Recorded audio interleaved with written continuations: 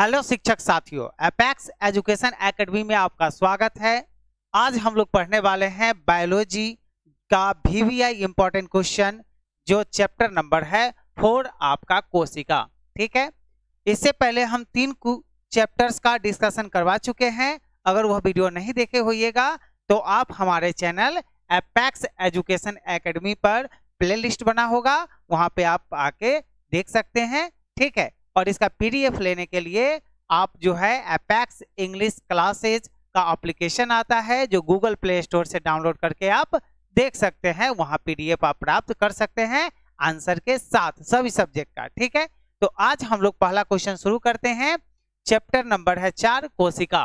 ठीक है, और इस प्रश्न को पिक्टोरियल माध्यम से बताया जाएगा आपको।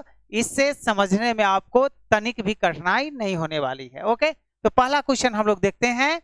नाभिक के अलावा, ठीक है, कोशिका का सेल का क्या होता है, नाभिक होता है। तो नाभिक के अलावा कोशिका के किस कोशिकांग में डीएनए, ठीक है, डायरिबो न्यूक्लिक एसिड, इसका फुल फॉर्म होता है डीएनए होता है। मतलब नाभिक में तो कोशिका के नाभिक में तो डीएनए होता ही है, और इसके अलावा किसमें जो है वह डीएनए पाया जाता है, यह पूछ रहा है। ठीक है, तो इसका आंसर हो जाएगा आपको माइटोकॉन्ड्रिया। किसमें होता है, माइटोकॉन्ड्रिया। यह जो पूरा पिक्चर आपको यहाँ से यहाँ तक आपको दिख रहा है, यह क्या है, माइटोकॉन्ड्रिया का पिक्चर है। और इस माइटोकॉन्ड्रिया में यहाँ पे जो आप देख रहे हैं ऐसे ऐसे स्ट्रक्चर जो बना हुआ है, ऐसे ऐसे, ये क्या है, डीएनए है। ठीक है, तो नाभिक में तो डीएनए रहता ही है, और नाभिक के अलावा भी कोशिका के किस अंग में, तो कोशिका के किस अंग में रहता है, तो इसमें रहता है आपको डीएनए रहता है, आपको माइटोकॉन्ड्रिया में डीएनए रहता है। इतना समझ में आया आपको। चलिए हम लोग आगे बढ़ते हैं, सेकेंड नंबर क्वेश्चन की तरफ हम लोग बढ़ते हैं। ओके, चलिए पिक्टोरियल माध्यम से शायद इसको बताया गया है कि डीएनए आपको यहाँ भी माइटोकॉन्ड्रिया को काटिएगा आप। ठीक है, यह कोशिका का पावर हाउस भी इसको कहते हैं। तो इसके अंदर जो है आपको डीएनए आपको मिल जाएगा। ओके, ये ऐसे डीएनए देखने से नहीं मिलेगा, ये जो है इलेक्ट्रॉन माइक्रोस्कोप या और भी चिकित्सा जगत में बहुत सारे इक्विपमेंट्स है, उसके माध्यम से आपको इसको देखने को मिल जाएगा। ओके, चलिए नेक्स्ट क्वेश्चन। निम्नलिखित में से कौन सा कथन सही है। 4 कथन यहाँ दिया गया है, इसमें से एक सही है। तो यहाँ पर आपको समझाया गया है, आपको हम डायरेक्ट आंसर बता देते हैं। विषाणु सम एकल तंतु आरएनए अणु से बने होते हैं। कहने का मतलब है कि जो विषाणु होते हैं वह सम एकल तंतु आरएनए रिबो न्यूक्लिक एसिड, इसका फुल फॉर्म होता है। ठीक है, इससे बना होता है। जैसे यहाँ पर देख लीजिएगा, यहाँ पे क्या है, ribo nucleic acid RNA, ribo nucleic acid RNA यहाँ है। तो यहाँ पे जो स्ट्रक्चर आपको दिख रहा है, यह क्या, किसका स्ट्रक्चर है, आरएनए का स्ट्रक्चर है। ओके, यह डीएनए का स्ट्रक्चर है। अब बाकी जो है भिन्न भिन्न प्रकार के जो आपको स्ट्रक्चर्स है, वो अलग अलग चीज का स्ट्रक्चर, जैसे साइटोसाइन का स्ट्रक्चर, ग्वानिन का स्ट्रक्चर, ये सब इसी का अंग होता है। ठीक है, तो आप यह कह सकते हैं कि जो विषाणु जो होता है, जो वायरस होता है, वो सम एकल तंतु आरएनए अणु से बने होते हैं। कहने का मतलब है कि विषाणु जो है वो आरएनए से बने होते हैं। आरएनए का क्या है, इमेजिंग है, स्ट्रक्चर है। ओके, चलिए नेक्स्ट क्वेश्चन की तरफ हम बढ़ते हैं। आपको समझने में कोई दिक्कत नहीं हो, इसलिए आपको टोटल चीज जो है आपको पिक्टोरियल माध्यम से यहाँ पे बताया गया है। ओके, चलिए नेक्स्ट क्वेश्चन की तरफ। 3 नंबर क्वेश्चन देखिए। साधारण मानव में गुणसूत्र होते हैं, गुणसूत्रों की संख्या कितनी होती है, तो गुणसूत्रों की संख्या 46 होता है। अगर जोड़ा में देख ले तो 23 जोड़ा होता है। ठीक है, 23 जोड़ा गुणसूत्र मानव में होता है, चाहे स्त्री हो या पुरुष हो। ठीक है, स्त्री में जो है टोटल XX क्रोमोसोम होते हैं, कहने का मतलब गुणसूत्र होता है। और पुरुष में जो है वह 22 जोड़ा XX होता है, और एक लास्ट जोड़ा जो 23वां जोड़ा होता है वह X और Y होता है। ठीक है, अगर महिला के साथ X मिल गया तो यह पुत्री की प्राप्ति होती है, और पुरुष का अगर Y गुणसूत्र महिला के X गुणसूत्र से मिल गया तो पुत्र रत्न की प्राप्ति होती है। ठीक है, तो पुत्री और पुत्र का डिसीजन कौन लेता है, हम लड़के लेते हैं, हम पिताजी लेते हैं। ठीक है, महिला का लड़का और लड़की जन्म देने में उनका कोई योगदान नहीं है। यह डिसाइड कौन करता है? ये पुरुष का गुणसूत्र डिसाइड करता है, ना कि महिला का। ओके, और हम लोग कोसते किसको है? कि महिला का, है ना। इसमें महिला का कोई योगदान नहीं है साइंटिफिक तरीके से देखा जाए। ठीक है, तो आप तो समझ गए हुए क्वेश्चन क्या है। तो क्वेश्चन है कि गुणसूत्रों की संख्या कितनी होती है? तो 46 होती है। तो तीसरा का क्या होगा? बी आंसर आपका सही हो जाएगा, 46 होता है। यही आपको गुणसूत्र की संरचना यहाँ पे ये पिक्टोरियल माध्यम से दिया गया है। ठीक है, ये कोशिका है, ये अर्ध गुणसूत्र है, ये क्रोमोसोम है, ये न्यूक्लियस है, मतलब सब प्रकार के है। गुणसूत्र बिंदु, टेलोमीटर सब इसी का भाग होता है। ठीक है, यहाँ से जो आपको जो बना हुआ है ये स्ट्रक्चर यहाँ से यहाँ ये बना हुआ है। ठीक है, समझ में आया आपको? ठीक है, इतना डिटेल्स हमको जानने की आवश्यकता नहीं है, क्योंकि हम लोग को है ना थ्योरी नहीं लिखना है, हम लोग को ऑब्जेक्टिव क्वेश्चन क्या करना है? टैकल करना है। ओके, फिलहाल देख लीजिएगा इसमें, तो आपको ज्यादा दिनों तक याद होगा, कंफ्यूजन न के बराबर होगा। ठीक है, चलिए 4 नंबर क्वेश्चन की तरफ हम लोग बढ़ते हैं। ओके, कोई दिक्कत परेशानी हो या ये वीडियो आपको कैसा लगा या कमेंट करके आप जरूर बताइएगा। आपके कमेंट का हम स्वागत करने के लिए तैयार बैठे हैं। जब तक आप कमेंट नहीं कीजिएगा कैसा वीडियो है, इसमें क्या क्या कमियां हैं, तब तक यह जो है इम्प्रूवमेंट जो है नहीं हो पाएगा। ओके, चलिए आगे हम लोग बढ़ते हैं। मानव शरीर की कोशिकाओं में पाए जाने वाले गुणसूत्र जोड़ों की संख्या है। तीसरा नंबर क्वेश्चन था कि गुणसूत्रों की संख्या कितनी है? तो 46 था। ठीक है, लेकिन ये कह रहा है कि जोड़ा में कितना होगा? जोड़ा में तो 23 46 वो होगा, वो कितने जोड़े होंगे? तो यह 23 जोड़े होंगे, 23 जोड़े। ठीक है, 23 जोड़ों, 23 जोड़ी नहीं कहते है, दो गो जो होता है एक जोड़ा कहलाता है। तो 46 को कितना कहलाएगा? तो 23 जोड़ा कहलाएगा। तो गुणसूत्रों की संख्या इसमें कितनी हो जाएगी? तो 23 जोड़ा हो जाएगा। आंसर क्या होगा? ग आपका सही आंसर हो जाएगा। 4 का कितना होगा? 23 हो जाएगा। 4 का क्या होगा? सी आंसर सही हो जाएगा। ठीक है, चलिए नेक्स्ट क्वेश्चन की तरफ लोग बढ़ते हैं। 5 नंबर क्वेश्चन देखिए। जीवों में अत्यधिक विविधता का कारण है, मतलब जो जीव आप लोग देखते हैं भिन्न भिन्न प्रकार के जीव, उसमें बहुत प्रकार की विविधताएं पाई जाती है। मतलब अलग अलग चीज, अलग अलग जीवों में अलग अलग ढंग से जो है रहता है। ठीक है, किसी के हाथ नहीं होते हैं, किसी के पैर नहीं होते हैं, मछली हो गया, तिलचट्टा हो गया, किसी के पंख होते हैं। मतलब विविधता जो होता है वो किस कारण से होता है? ठीक है, तो यह विविधता जो होता है आपको, यह कारण आपको यहाँ पे दिख रहा है। ये जो स्ट्रक्चर आपको दिख रहा है, यह जो स्ट्रक्चर आपको दिख रहा है, यह गुणसूत्र है। ठीक है, गुणसूत्र मतलब डीएनए का स्ट्रक्चर आपको डबल हेलिक्स होता है। डबल हेलिक्स किसका होता है? गुणसूत्र। और यहाँ पे आपको थोड़ा दिख रहा होगा, ये जो लगा हुआ है यहाँ पे, यहाँ भी लगा हुआ है, यहाँ पे इससे जुड़ा रहता है। तो अगर कैंची से इसको अगर काट दिया जाए, ठीक है, कैंची से हालांकि गुणसूत्र कटाता नहीं है, इतना छोटा होता है कि आप इलेक्ट्रॉन माइक्रोस्कोप से इसको देख सकते हैं, लेकिन इसमें अगर परिवर्तन कर दिया जाए तो जीवों में क्या आ जाती है? विविधता आ जाती है। ठीक है, जीवों में क्या आ जाती है? विविधता आ जाती है। तो इसका जीवों में विविधता करने के लिए सबसे जो बेस्ट है वो है उत्परिवर्तन। उत्परिवर्तन का अंग्रेजी होता है म्यूटेशन। म्यूटेशन अगर कर दीजिएगा तो जीव उत्परिवर्तन आ जाएगा, मतलब जीवों में अत्यधिक विविधता आ जाएगी।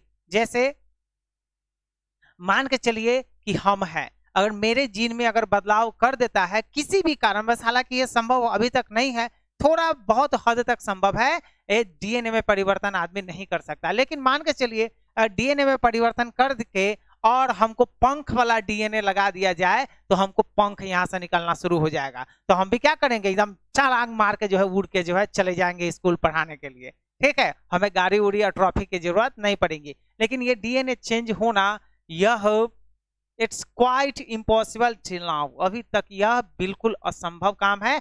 भविष्य में हो सकते हैं हमारे होनहार वैज्ञानिक, ठीक है, इसको कर ले, अलग मुद्दा है। ठीक है, लेकिन फिलहाल अभी डीएनए में परिवर्तन बहुत कम हद तक, बहुत छोटे से है ना, छोटे मतलब पैमाने पर हुआ है, ज्यादा नहीं हुआ है। वो भी सक्सेसफुल बहुत कम मामलों में है, ज्यादातर फेल्योर ही है। इस पे वैज्ञानिक काम कर रहे हैं। आगे अगर जो है ऐसा होगा तो कहते हैं कि आगे इतनी गाड़ियां हो जाएगी कि ट्रैफिक ही ट्रैफिक हो जाएगा। अरे भाई, डीएनए में परिवर्तन अगर खोज लिया तो हम लोग के पंख हो जाएंगे, तो हम लोग उड़ के जो है ऑफिस चले जाएंगे, हम लोगों को जो है गाड़ी घोड़े की जरूरत आवश्यकता नहीं पड़ेगी। ठीक है, चलिए आगे बढ़िए। निम्न में से किसमें लिंग गुणसूत्र नहीं होते हैं? ठीक है, तो आपको ये दिख रहा है कौन है? सबके घरों में होता है, गिरगिट है, छिपकली है। ठीक है, तो इसमें जो है यह क्या चीज नहीं होता है? तो गुणसूत्र नहीं होता है, मतलब छिपकली में जो है गुणसूत्र नहीं होते हैं। तो 6 का आंसर क्या हो जाएगा? डी आंसर सही हो जाएगा। इसमें जो है गुणसूत्र नहीं होता है। ये जो छिपकली, इसको गिरगिट बोलते हैं, नहीं कहते हैं गिरगिट की तरह रंग बदलता है, तो गिरगिट जो है या छिपकली कह लीजिए, दोनों जो है एक ही चीज होता है। तो गिरगिट में या छिपकली में जो है गुणसूत्र नहीं होते हैं, मतलब इसमें क्रोमोसोम नहीं होते हैं। ठीक है, चलिए नेक्स्ट क्वेश्चन की तरफ लोग बढ़ते हैं। नेचुरल है, नहीं होता है तो नहीं होता है तो नहीं होता है। ठीक है, भगवान ही बनाया है कि नहीं है। पादप कोशिका और जंतु कोशिका से किस प्रकार भिन्न होती है? मतलब यह पादप कोशिका हो गया, ये जो आपको दिख रहा है यह पादप कोशिका हो गया, और यह जो आपको दिख रहा है ये क्या हो गया? जंतु कोशिका हो गया। तो इस दोनों में अंतर क्या है सो कह रहा है। पादप कोशिका और जंतु कोशिका में जो अंतर होता है वह एक चीज का होता है, जिसका नाम है कोशिका भित्ति। क्या है? कोशिका भित्ति। यहाँ देखिए पादप कोशिका में ये जो आपको दिख रहा है ये आपको ये कोशिका भित्ति है। क्या है? कोशिका भित्ति। यहाँ देखिए ध्यान से, यहाँ पे आपको जो दिख रहा है ये कोशिका भित्ति है, यहाँ पे कोशिका भित्ति लिखा गया है, लेकिन यहाँ पे कोशिका भित्ति नहीं होता है। ठीक है, इसको कोशिका भित्ति को अंग्रेजी में बोलते हैं सेल वॉल बोलते हैं। क्या बोलते हैं? सेल वॉल, कोशिका भित्ति। तो कोशिका भित्ति पादप कोशिका में होता है, जंतु कोशिका में नहीं होता है। इसमें होता है और इसमें नहीं होता है। क्या नहीं होता है? तो सेल वॉल पादप कोशिका, पादप मतलब होता है यह पौधे है ना, पेड़ पौधे की कोशिका में यह सेल वॉल होता है, और जंतु कोशिका, जंतु मतलब जैसे हम लोग होगा उसमें नहीं होता है। ओके, चलिए आंसर क्या होगा? कोशिका भित्ति होगा। ठीक है, चलिए 8 नंबर क्वेश्चन की तरफ हम बढ़ते हैं। जंतु कोशिका में निम्न में से क्या अनुपस्थित होता है? तो जंतु कोशिका में क्या होता है? आंसर फिर वही होगा आपका, जंतु कोशिका में जो है सेलुलोज की कोशिका भित्ति नहीं होती है, मतलब कोशिका भित्ति नहीं होती है। देखिए पादप कोशिका में कोशिका भित्ति है और जंतु कोशिका में कोशिका भित्ति नहीं है। तो क्या अनुपस्थित रहता है जंतु कोशिका में? तो कोशिका भित्ति अनुपस्थित रहता है, मतलब यह सेलुलोज की बनी होती है कोशिका भित्ति। जैसे यहाँ पर देखिए हमारा यह सेल है, इसको जो है अगर चाकू भोंकेंगे तो धरानदानी जो है भोंक आ जाएगा, लेकिन इसी प्रकार से पेड़ को अगर चाकू भोंकेगा तो भोंकाता है? जल्दी नहीं भोंकाता है। क्यों? उसका सेल वॉल रहता है। ठीक है, कोशिका भित्ति रहता है, आदमी में नहीं होता है, और क्या कहते हैं पेड़ पौधे में होता है। जैसे हमको अगर किसी भी जीव को या हमको जो है छत पर से फेंक दिया जाए तो पूरा जो है ये सब जो है खत्म हो जाएगा, हड्डी उड्डी सब निकल जाएगा। लेकिन अगर किसी हरे पेड़ को, सूखा को नहीं, अगर हरे पेड़ को अगर फेंक दिया जाए तो उसको कुछ नहीं बिगड़ने वाला है। कितना भी ऊंचाई से फेंकिएगा वो नहीं टूटेगा, नहीं जल्दी उसको कुछ होगा, लेकिन आदमी काम खत्म हो जाएगा। क्यों? क्योंकि यह कोशिका भित्ति इसका क्या करता है? प्रोटेक्शन करता है। किसका? पौधे का। चलिए 9 नंबर क्वेश्चन की तरफ हम बढ़ते हैं। जैव कोशिका का कौन सा भाग पावर हाउस कहलाता है? मतलब सेल का पावर हाउस, कोशिका का पावर हाउस कौन कहलाता है? पावर हाउस कहने का मतलब ऐसा क्या है जो बहुत ज्यादा एनर्जी हम लोगों को देता है? अभी जो बोल रहे हैं जिसमें एनर्जी लग रहा है, आप लोग जो पढ़ रहे हैं जो एनर्जी लग रहा है, वह शरीर में कौन बनाता है? तो यह माइटोकॉन्ड्रिया जो है यह पावर हाउस कहलाता है। ठीक है, यह इसको क्या कहते हैं? कोशिका का पावर हाउस किसको बोलते हैं? माइटोकॉन्ड्रिया को बोलते हैं। ठीक है, यह शरीर में रहता है और यही क्या बनाता है? यही एनर्जी बनाता है। ठीक है, तो आंसर क्या होगा? Mitochondria is the right choice. 9 का आंसर आपको हो जाएगा सी नंबर, सही आंसर हो जाएगा। ठीक है, चलिए नेक्स्ट क्वेश्चन की तरफ हम बढ़ते हैं। 10 नंबर क्वेश्चन देखिए।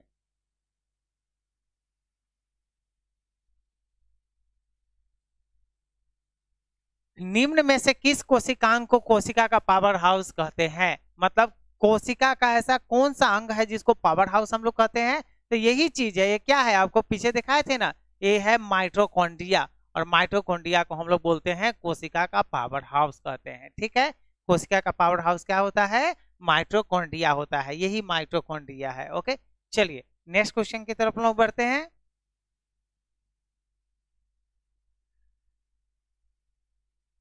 कोशिका का शक्ति स्रोत, शक्ति स्रोत मतलब किससे कोशिका को किससे शक्ति मिलता है या हम लोगों को किससे शक्ति मिलता है? तो यह माइटोकॉन्ड्रिया से मिलता है। ठीक है, माइटोकॉन्ड्रिया से हमको शक्ति मिलता है, मतलब कोशिका का पावर हाउस कहा जाता है। तो आंसर क्या होगा? माइटोकॉन्ड्रिया। क्या होगा? माइटोकॉन्ड्रिया से हमें शक्ति मिलता है। समझ में आया आप लोगों को? इसलिए यहाँ पे आपको पिक्टोरियल फॉर्म में समझाया गया है, जिससे आपको कम से कम जो है दिक्कत का सामना करना पड़े, ठीक है, या दिक्कत हो ही ना। चलिए 12 नंबर क्वेश्चन की तरफ लोग बढ़ते हैं। 12 नंबर क्वेश्चन देखिए, प्लाज्मा झिल्ली बनी होती है, ठीक है, प्लाज्मा जो झिल्ली होती है, यहाँ प्लाज्मा झिल्ली देखिए यहाँ पे लिखा गया प्लाज्मा झिल्ली, यहाँ पे आपको पिक्चर बना हुआ है। तो प्लाज्मा झिल्ली जो है शरीर का है ना, सेल का प्लाज्मा जो झिल्ली होता है वो किससे बना होता है? तो प्लाज्मा झिल्ली दोस्तों बना होता है आपको क और ख, मतलब प्रोटीन से और लिपिड से, दोनों से बना होता है, ठीक है। तो आंसर क्या होगा? घ इज द राइट आंसर, ठीक है, क्योंकि क भी होगा आपका सही आंसर और ख भी होगा, मतलब प्रोटीन और लिपिड दोनों से बना होता है। देखिए यहाँ पे आपको यहाँ पे प्रोटीन दिख जाएगा और यहाँ पे आपको लिपिड दिख जाएगा, मतलब प्रोटीन और लिपिड दोनों से जो है प्लाज्मा झिल्ली बना होता है, ठीक है। प्लाज्मा झिल्ली किससे बना होता है? प्रोटीन और लिपिड दोनों से बना होता है, ठीक है। चलिए नेक्स्ट क्वेश्चन की तरफ हम बढ़ते हैं। 13 नंबर क्वेश्चन देखिए, प्रोटीन संश्लेषण में, मतलब प्रोटीन जब हम लोग मीट मछली या दूध पीते हैं, दही खाते हैं, तो उसका संश्लेषण होता है, मतलब वो हमारा शरीर उसको लेता है। तो वही बोल रहा है कि प्रोटीन संश्लेषण निम्न कोशिकांगों में किसकी भूमिका सबसे अधिक होती है, मतलब सबसे ज्यादा इसमें से कौन सा जो है प्रोटीन संश्लेषण में सक्रिय भागीदारी निभाता है, ठीक है। तो इसका आंसर आपको हो जाएगा दोस्तों कौन सा? तो इसका आंसर होगा अंतर्हृदयी जालिका और राइबोसोम जो है प्रोटीन संश्लेषण में अपना अहम भूमिका अदा करता है। क्या करता है? अपना अहम भूमिका अदा करता है, ठीक है। कोई दिक्कत परेशानी हो तो आप हमें कमेंट करके जरूर बताइएगा, ओके। चलिए 14 नंबर क्वेश्चन की तरफ लोग बढ़ते हैं। इस चैनल पर आपको सारे चीज का वीडियो मिल जाएगा, जैसे हिस्ट्री हो गया, पोल साइंस हो गया, ज्योग्राफी हो गया, पर्यावरण हो गया, उसके बाद करेंट अफेयर्स हो गया, इंग्लिश हो गया, हिंदी हो गया, सारे चीज का आपको मिल जाएगा इस पे वीडियो आपको, ठीक है। मानव शरीर के किस अंग में लसिका कोशिकाएं बनती है? तो मानव शरीर के किस अंग में लसिका कोशिकाएं बनती है? तो आपको पिक्चर देख के पता चल गया होगा किसमें बनती है, तो तिल्ली में बनती है, ठीक है। तिल्ली को हम लोग बोलते हैं प्लीहा भी बोलते हैं। यहाँ पे आप देखिएगा तो इसका अंग है, और ये जो आपको दिख रहा है यही क्या है? तिल्ली है। स्प्लीन, तिल्ली कहिए, स्प्लीन कहिए या तिल्ली कहिए, ठीक है, यही है। और ये जो है आपको यहाँ से यहाँ तक, ठीक है, ये जो है पेट है आपका, ठीक है, ये आहार नाल से जुड़ा रहता है। यहाँ पे देखिए ना, ये पेट है आपका, है ना, और ये जो यहाँ पे तिल्ली है, स्प्लीन है, ठीक है। तो मानव शरीर की किस अंग से लसिका कोशिकाएं बनती है? तो लसिका कोशिकाएं कौन बनाता है? स्प्लीन या तिल्ली बनाता है। तो आंसर क्या होगा? तिल्ली है, या उसको प्लीहा भी बोलते हैं। क्या बोलते हैं? प्लीहा भी बोलते हैं, ठीक है ना। प्लीहा या तिल्ली या स्प्लीन तीनों एक ही है, यही है, ठीक है। इसी से क्या बनता है? तो लसिका कोशिकाएं बनाई जाती है, हमारा शरीर बनाता है, ठीक है। 15 नंबर क्वेश्चन देखिए। 15 नंबर क्वेश्चन है, निम्नलिखित में से कौन सा कथन प्राणियों में स्तंभ कोशिकाओं के प्रत्यारोपण के संदर्भ में असत्य है? कौन सा असत्य है? तो ये केवल भ्रूण में पाई जाती है। भ्रूण मतलब समझते हैं, भ्रूण का अंग्रेजी होता है फोएटस। फोएटस, फोएटस मतलब समझते हैं, जब जब जो छोटा बच्चा है इतना बड़का जो रहता है ना, मटर के दाने जैसा, यूं कहिए कि राई के दाने जैसा, है ना, गर्भ में जब रहता है तो उसी को भ्रूण बोलते हैं। उसको क्या बोलते हैं? भ्रूण बोलते हैं। तो वही उसको भ्रूण बोलते हैं। तो ये केवल भ्रूण में पाई जाती है। क्या चीज भ्रूण में पाई जाती है? तो यह स्तंभ कोशिकाओं के प्रत्यारोपण के संदर्भ में असत्य है। सॉरी, असत्य पूछ रहा है, तो यह केवल भ्रूण में नहीं पाई जाती है, यह भ्रूण के अलावा भी बहुत जगह पाई जाती है, ठीक है। तो असत्य ये है। और यह प्राणी के जीवन भर स्वयं गुणन करती है, यह सही हो जाएगा। यह अंगों के क्षतिग्रस्त ऊतकों की मरम्मत करती है, सही हो जाएगा। यह एक से अधिक प्रकार की विशिष्ट कोशिकाओं को बनाने का क्षमता रखता है, यह सही हो जाएगा। मतलब यह सही है तीनों, लेकिन आंसर ये तीनों में से कोई नहीं होगा।